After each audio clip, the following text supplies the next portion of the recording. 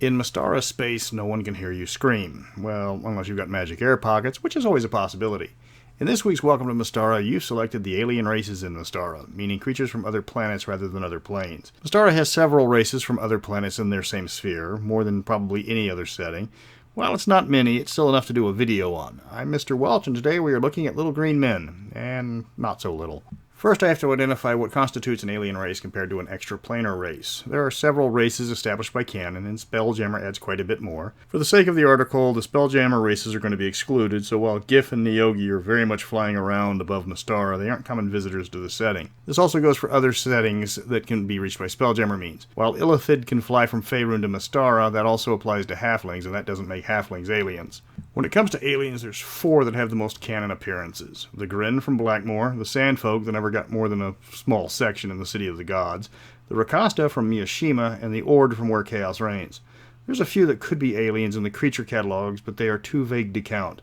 That includes the mechs and the adapters, but again, this isn't 100% clear, so they're getting left out. First up is the Miyoshiman Rakasta. I've covered them before in the past, so this is a basic recap. They are the most likely aliens to be found on Mystara itself. They're straight up Rakasta like the basic race, only from the moon. They can reach Mystara through their sky ships easy enough, or their flying saber-toothed tigers, and portals from the moon can be found in high magic areas. They resemble regular Rakasta in all regards, so if they just want to masquerade as locals, they can avoid detection easily enough. Their motivations are serving the Emperor back on the moon, and any found on Mystara are going to be on some sort of mission, otherwise they've got no reason to be found on Mystara. Next up are the Sandfolk, which may or may not be aliens, but considering they were found in a module that was all about aliens, I'm counting them.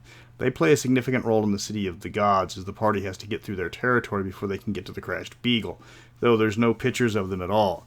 They are described as four-armed silicon life forms that, while primitive in nature, they share the same weapons as the Gren on the Beagle, which is one of the reasons why I counted them. They don't seem to have the capability to manufacture these weapons and gear, so it's very likely they've escaped from the Gren, or the Gren were looking for them in the first place. They are a primitive tribal people, and they don't get a mention past City of the Gods, so it can be safely assumed they were wiped out in the Great Rain of Fire. Next up is the Oard, one of the most popular Mystara villains, even though they only appear in Where Chaos Reigns. These baddies are aliens from the far future that have mastered time travel technology to send their operatives back to try to eliminate magic from the past, just to increase the probability of their timeline becoming the primary timeline. They are utterly alien in not just appearance, but in motive as well. They are vaguely humanoid, but they've got massive amounts of cybernetic enhancement.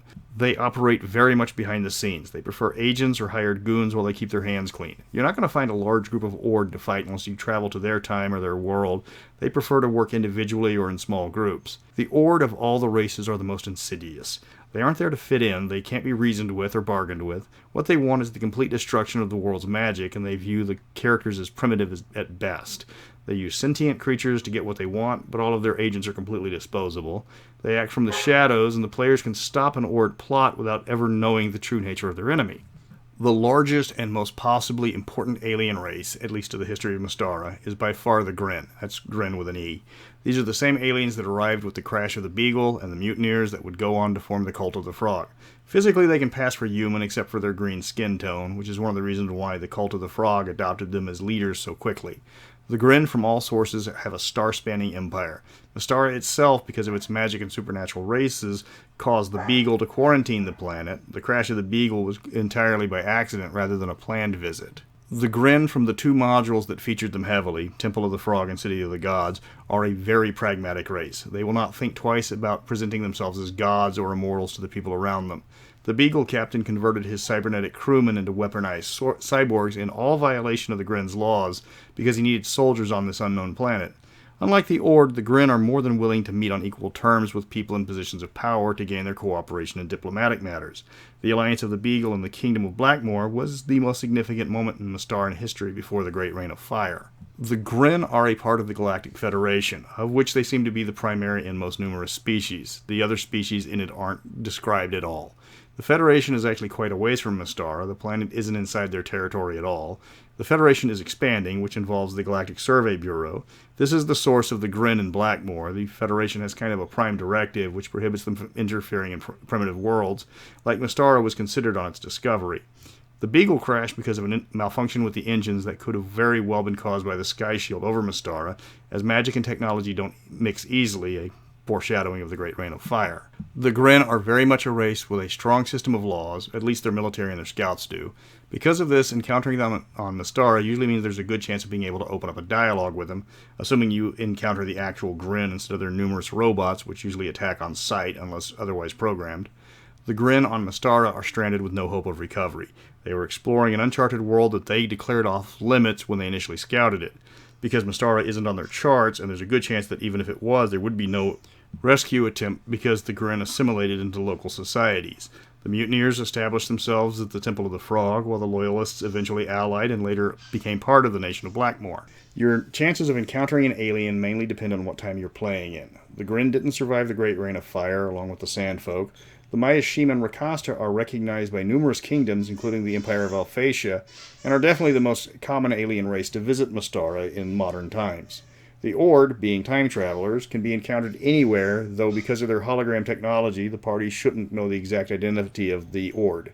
If the party actually visits peak-era Blackmoor, there's a very good chance the Gren are fully integrated into Blackmoor society, though because it's Mystara, interbreeding might be a problem. That wraps up aliens in Blackmoor. They provide a lot of options. For a wild campaign, you can always have the Gren show up suddenly in modern-day Mystara looking for their lost ship, have the Miyashimans invade a weak nation to try to gain a foothold on the planet. The source material is pretty vague on the homeworlds, but if you can get your hands on a copy of Star Frontiers, or possibly Alternity, there's a great place to start with the feel.